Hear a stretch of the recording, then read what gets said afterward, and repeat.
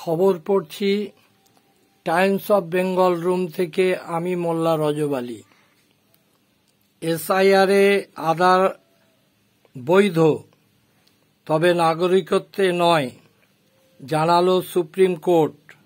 নেপালে অগ্নিগর্ভ, নিহত 19, বন্ধ হল 26টা সোশ্যাল সাইট, সংসদে ঢুকে ভাঙচুর, সেনা মোতায়েন, জারি হল কারফিউ, 12,000 কোটি টাকার প্রতারক মেহুলের জন্য জেলে রাজকীয় ব্যবস্থা। বেলজিয়ামকে জানালো দিল্লি। রাজ্য সরকারি কর্মচারীদের দিয়ে মামলা স্থগিত, রায়দান হবে এ বছরেই। 3 দিনের সফরে ফিলিস্তিনি প্রেসিডেন্ট মাহমুদ আব্বাস রবিবারে যুক্তরাজ্যে পৌঁছেছেন। পুজোর আগে পদ্মার ইলিশ পৌঁছবে বাংলাদেশ থেকে, জানালো ডক্টর ইউনূস। বিহার ভোটে মাত্র 35টি আসন ফ্যাক্টর, গত ভোটের ব্যবধান ছিল মাত্র 1%।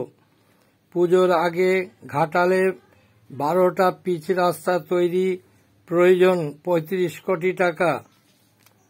ঘাটালের পঞ্চায়েত সমিতির সহকারী সভাপতি বিকাশ কর জানান, এসআরডিএ বরাদ্দ করেছে 2 কোটি টাকা, এতে 11টা পিচ রাস্তা মেরামত কাজ হবে। লক্ষ্মী ভাণ্ডার ও বৃদ্ধ ভাতা সমবায় ব্যাংক বন্ধ থাকায় জলপাইগুড়ির বাসিন্দারা তাদের প্রাপ্য টাকা তুলতে পারছে না। বাংলাতে আক্রান্ত বাঙালি, বাংলা কথার বলায় চাকরি থেকে বরখাস্ত, পাশে থাকার আশ্বাস মেয়র গৌতম দেবের। বালি পাচার মামলায় কলকাতা ও একাধিক জেলায় অভিযান চালালো ইডি। রোগী মৃত্যুর পর টাকার জন্য আটকিয়ে রাখতে পারবে না নির্দেশ স্বাস্থ্য দপ্তরের কমিশনের। রোগীর মৃত্যুর 5 ঘন্টার মধ্যে দেহ ছাড়তে হবে বলে নির্দেশিকা জারি হল। দেশে শুরু হবে ডিজিটাল গণনা, এর জন্য 34 লক্ষ গণক নিয়োগ করবে কেন্দ্রীয় স্বরাষ্ট্র মন্ত্রণালয়। ফরিদাবাদে এসি বিস্ফোরণে মৃত্যু একই পরিবারের 3 জন।